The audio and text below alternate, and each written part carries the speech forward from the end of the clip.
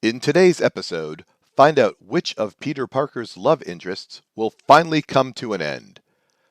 Find out the identity of one of Peter Parker's deadliest foes. Find out who calls Peter Parker wishy-washy, not once, but twice. And find out some secrets to this podcast that will be revealed after the closing theme song. All this and so much more on this episode of Let's Read Spider-Man! Let's read Spider-Man!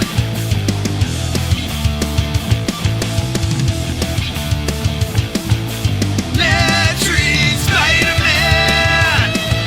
Spider-Man! Spider-Man! Welcome, True Believer readers. I'm James B., and here, the crime master to my Green Goblin, it's the one and only Eddie. How you doing, Eddie? Hey, this is Eddie. I'm doing good. Eddie, this is the second time that we're going to have a 2-issue part 1, part 2 situation. Do you remember the last time that we had issues that kind of ran back to back that really need to be read together? Oh, was it the Doc Ock one, right? Am I Correct. wrong? Hey, there we go. See, paying attention here a little bit. All right. I think this one here is even more important that it was tied together. I think this is nearly impossible. I think the Doc Ock one might have had a somewhat of a resolution, but this one here literally cliffhangers you. I would hate to have just read 26 and not read 27, but we're not going to do that today. We're going to go right into 26, and this is called The Mystery of the Man in the Crime Master's Mask. And it says, as a picture, and there's Spider-Man with question marks around him, and he's sitting on a giant question mark, and there's 3 figures, Eddie, and it says both the Crime Master and the Green Goblin know each other's true identities, but what strange secret is known only to Frederick Foswell? And then it says, can Spider-Man solve this dark riddle cloaked with a grim puzzle hidden beneath the shadows of a deadly enigma? Eddie, come on, right? It is a cliffhanger for sure. All these question marks all over the place with Foswell front and center. I mean, for me, I just love the cover so much. I really like the cover a lot. How Spider-Man's in the gas. I know we're supposed to be talking about that opening right there, but I like the cover with the Crime Master shooting Spider-Man with all this crazy green gas going on. I mean, as stated before, I'm supposed to be the Crime Master, right? Today, Yes, I get to be the Crime Master. you're the Crime Master to my Green Goblin. Yes. Well, what I love the continuity from the previous issue that Spider-Man still has no costume. Now, we did see him trying to sew, but he has no costume. And Eddie, the effect it's going to have on the stories is because we open up with Peter and he's trying to get his costume from a hidden location and he doesn't know where it is in Aunt May's house. While he's busy doing that at night, the Crime Master, he tells the Goblin that he's no longer his partner. He actually says to him, he could use it as a flunky. He says, get lost. I've got things to do, to the Green Goblin. Green Goblin's been kicking Spider-Man's butt all up and down these books. And the Crime Master's like, listen, maybe if you just get lost, I got things to do. Maybe I'll use you as a flunky. The Crime Master is busy taking over all the gangs, and then there's Frederick Foswell. He's leading a double life. He's acting all shady. Eddie, I'm going to admit right now, I was fooled. I'm like, oh, Frederick Foswell, he's the Crime Master. I thought so. I was super suspicious also. I just like the fact that he's around so much all throughout, and J. Jonah Jameson, it plays him off as being such a good guy for hiring back this ex-con.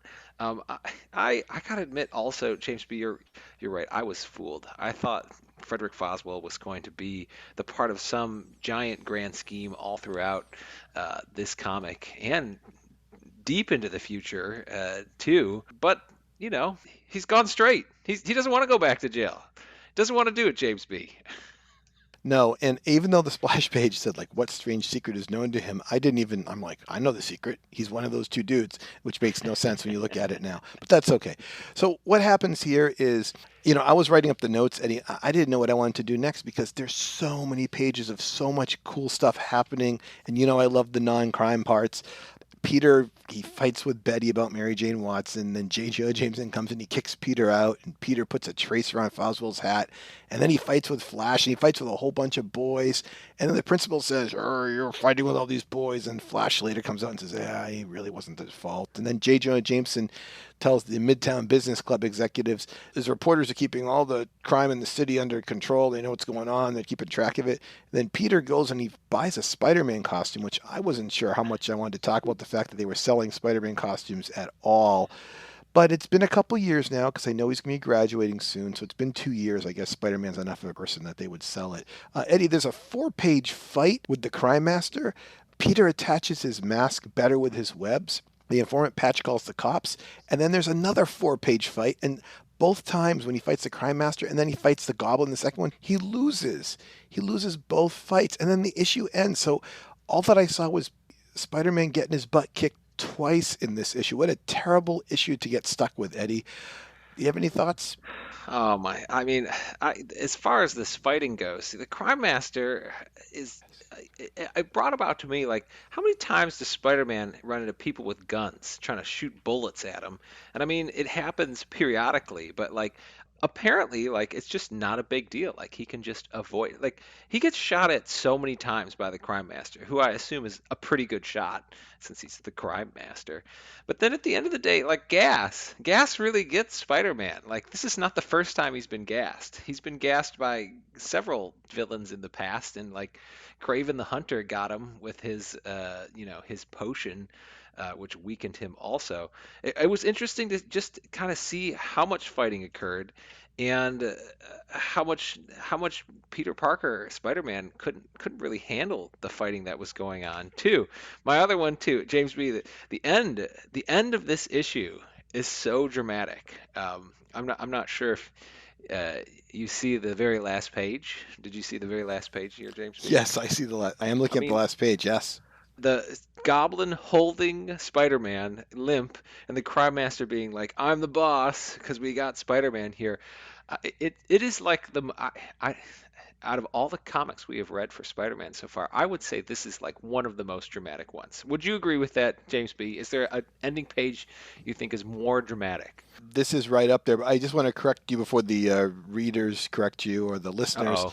Technically, the Crime Master is saying like, "Hey, I'm the big boss now," and the Goblin's going to show up and he's going to be Right. like, Oh, "Hey, you're about to have the shortest reign on record because he captured him. What's going to happen next?" Like the Goblin's going to say, I should be the boss, Eddie." thank you for correcting me. I forgot about that dynamic because, quite frankly, James B, this is one of the comics. So I read these comics at my cabin in North Michigan, and they were bought by the generation before me, my mom's generation, and they only went up there in the summertime, and they only bought comics when they're up there. And I have read this comic like 100 times. To which point I was like, I'm not reading this anymore because I don't know what happens in issue number 26. I didn't have issue number 26, and it was so upsetting to me to see the end and be like, how does Spider-Man, how does he get out of this? This is one of the reasons I decided to start reading all the Spider-Mans again, because I really wanted to read comic number 26 and see what happens. James B, did you have anything else that you wanted to talk about on I comic number do, I do, 26? I do want a little. I want to do a little bit of the James B. Reads a panel. There's a section on page 5 I want to read. I'm going to do both parts in this one here. This is the middle 3 panels on page 5. It's Peter Parker going to visit Betty Brant, and he is my. He harkens back to the "It's a Wonderful Life" actor there again, and he says, she goes, "Well, well, hello, Peter. Have you any new plans to catch Spider-Man today?" Because she's mad at him because he was doing that on page, Right. right. And then he's like, "Oh, come on, Betty. How long are you gonna hold a grudge?" And then she says, "I am not holding a grudge. After all, if you want to be palsy-walsy with Jonah Jameson, that's your business." "Aw, rats. First you write letters to Ned Leeds because you feel sorry for him, and you won't worry about Spider-Man. How about having a good word for Peter Parker?" And then she's like, "You mean the Peter Parker who's dating Liz Allen and has another girlfriend? He's never even mentioned to me, namely Mary Jane Watson." He's like, "Bro, I don't even know Mary Jane Watson." Just goes on and on and on. Like, and then he gets kicked out by J. Jonah Jameson like 4 panels later after Betty yells at him for 2 more. That's What? the real fight in this issue. That we- Betty, my girl, she was my girl. I thought, and then there's so many false impressions that the ladies in Peter Parker's life have of him for sure. Well, Eddie, I know you're waiting to hear about issue 27, Oh God, but I'm let me. ready. I got a quick. We got to take care of some sponsor business Oh, okay. first because All right. our last sponsor, unfortunately, mysteriously dropped off. We were hoping to get more business from Dr. Ludwig Reinhardt, but haven't heard from him. But I do have a new sponsor, and it's the Midtown Business Executives Club, Eddie. And the Midtown Business Executives Clubs is one of the country's premier executive membership development and networking organizations.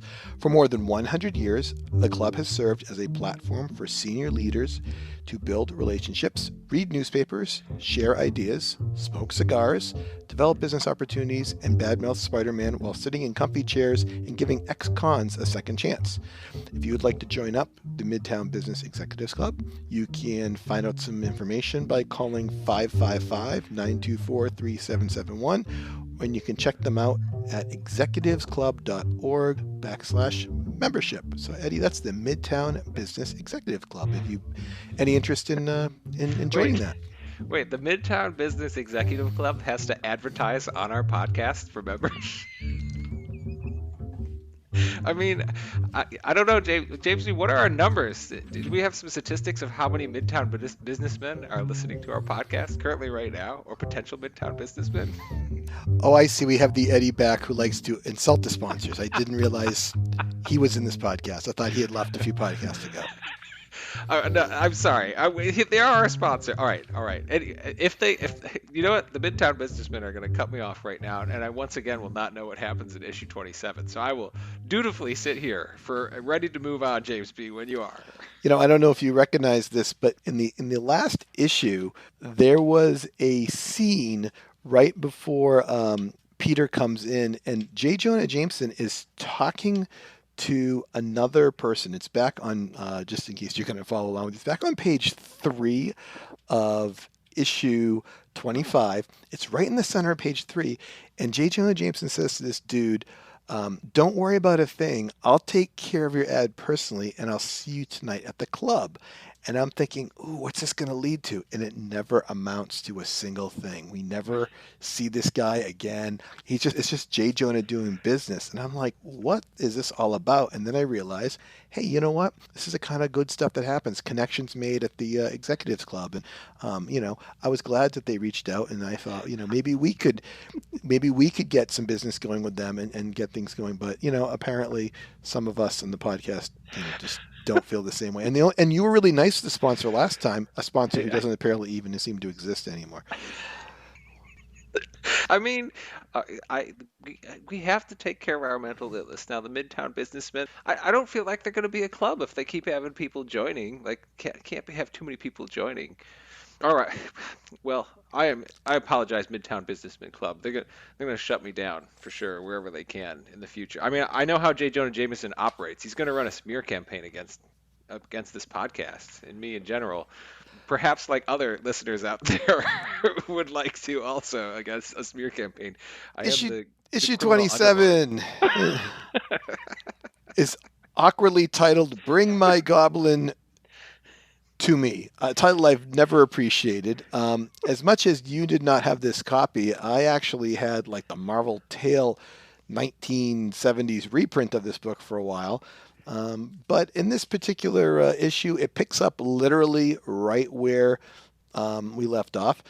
Spider-Man's mask, they try to unmask him. And it doesn't really go into explanation why his mask won't come off, but if you remembered last issue, he did shoot some webbing to keep his mask on at the end of the issue. So that's you need. It doesn't say in like a little editor like comment or something. It doesn't even tell you that. But if you read 26 as much as Eddie did, you would know that the Goblin the goblins the goblins on page 2, Eddie, and he says.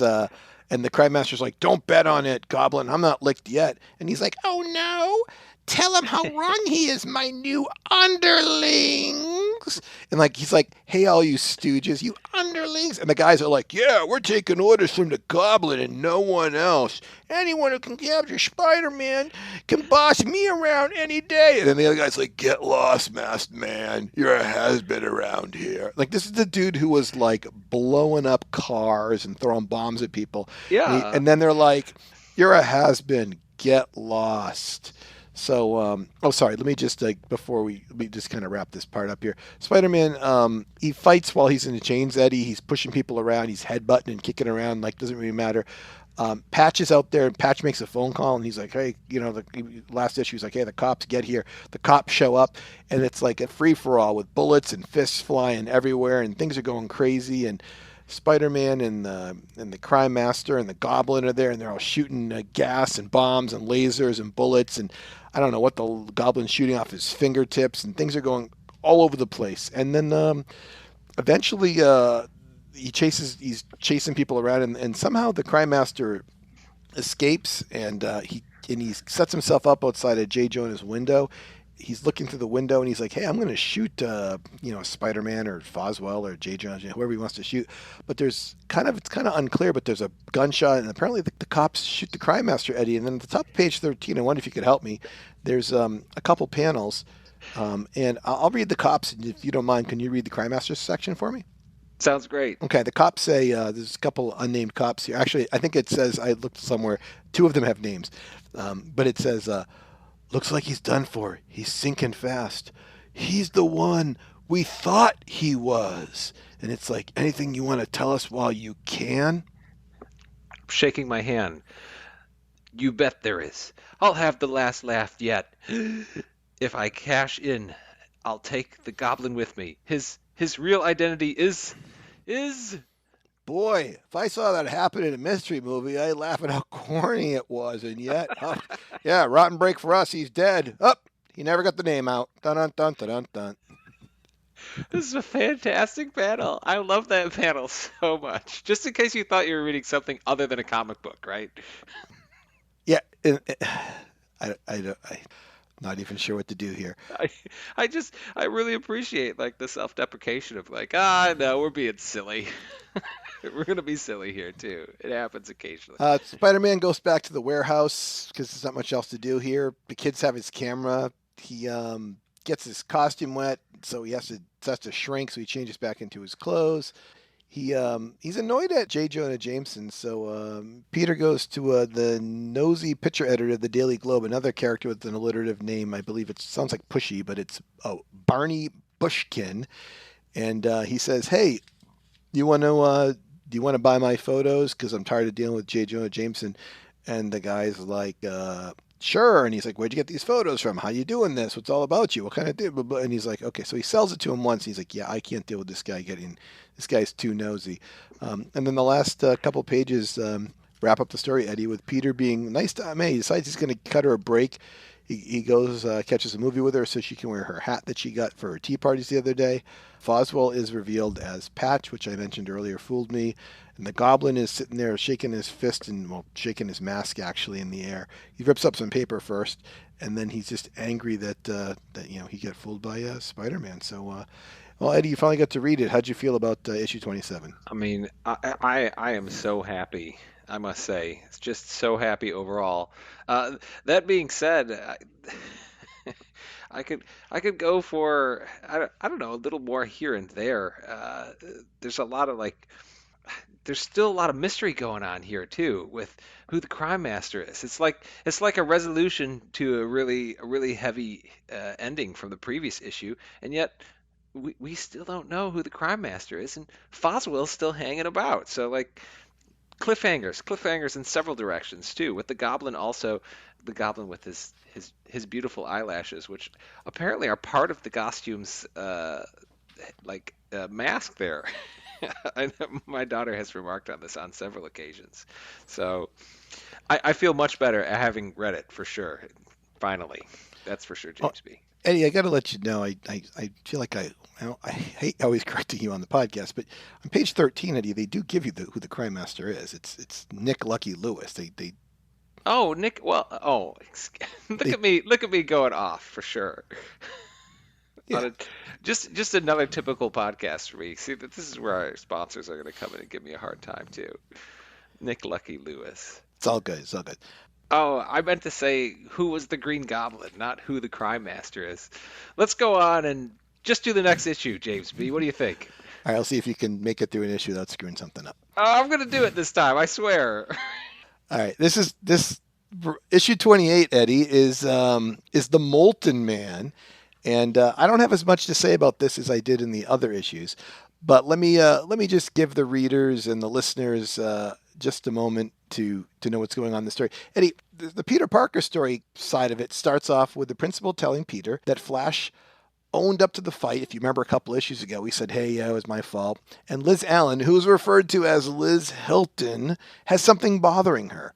But quickly we move to the big plot line, where Spider-Man is going to visit Spencer Smythe, who was one of the figures that we saw on the cover back in issue 25, when you're like, Smythe gets a figure, he's back again. And Eddie, Spider-Man's going there because he has that garbage costume that all shrunk up, and he's going to try to swap it out for his good costume. So he gets in there, and the machine captures him again, but he's holding a bunch of spiders.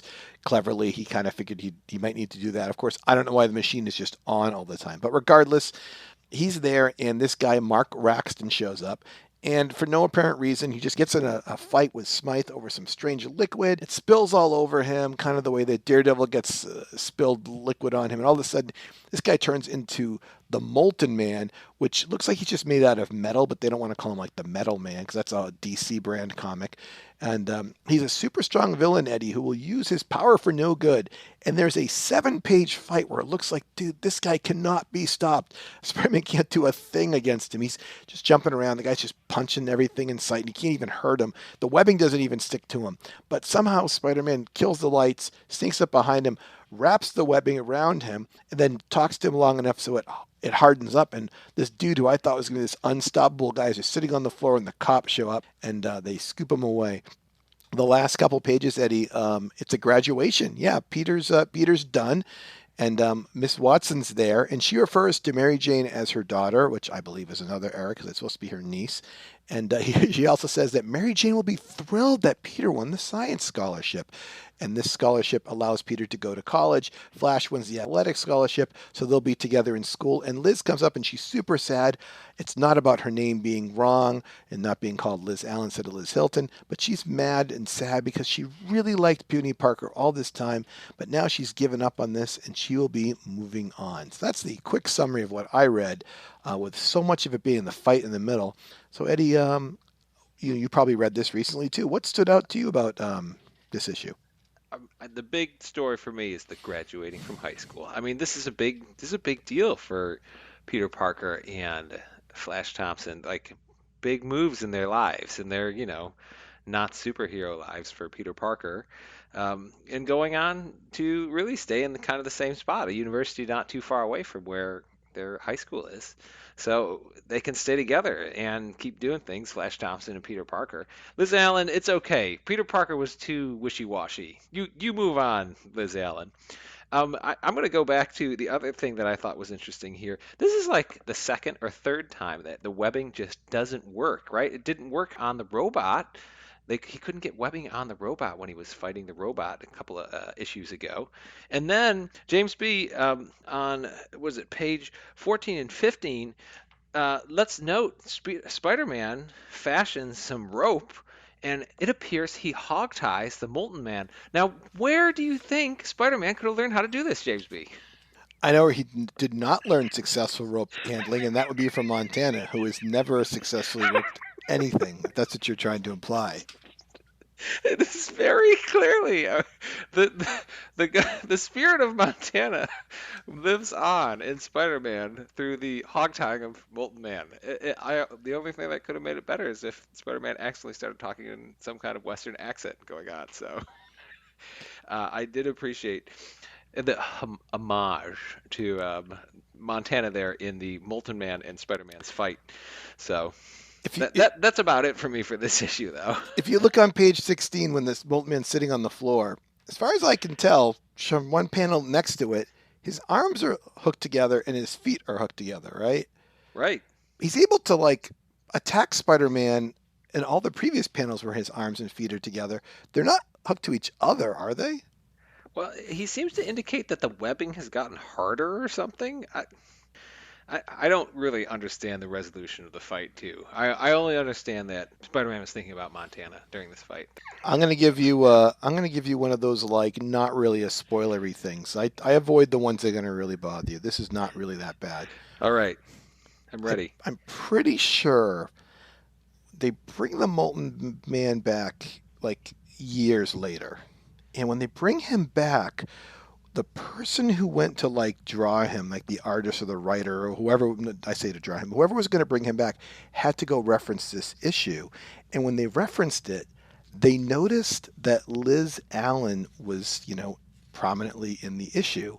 And they bring Liz Allen back when they bring the Molten Man back. I believe they make them like half brother and half Oh, sister or something like, or step brother, step sister. They do something because Liz Allen is, I'm pretty sure she's kind of going to be gone from the story now. Like this whole like, she's going to be gone. We're going to go to college and we're going to meet some new people in college, and Liz Allen's going to be gone. But I know she comes back with the Molten Man. I think it's because she appeared last with him, just which even though her storyline really has nothing to do with him. I mean, I appreciate, like I said, Liz Allen. Good for you. Move on, Liz Allen. These wishy-washy men around you, you don't need them. And then she was really getting really feisty the last couple of comics too, uh, jumping in there to defend Peter Parker in the middle of a brawl essentially with Flash and his buddies. Uh, tough for Liz Allen, and they got to mess up her name before she disappears too. Poor woman. Before we disappear, we need to say goodbye and thank everyone for listening. You can email us at let's read Spider-Man at gmail.com. Thanks for joining us today. I'm James B. I'm here with, Eddie. and we'll leave you with this thought. Isn't there just a little Peter Parker in all of us?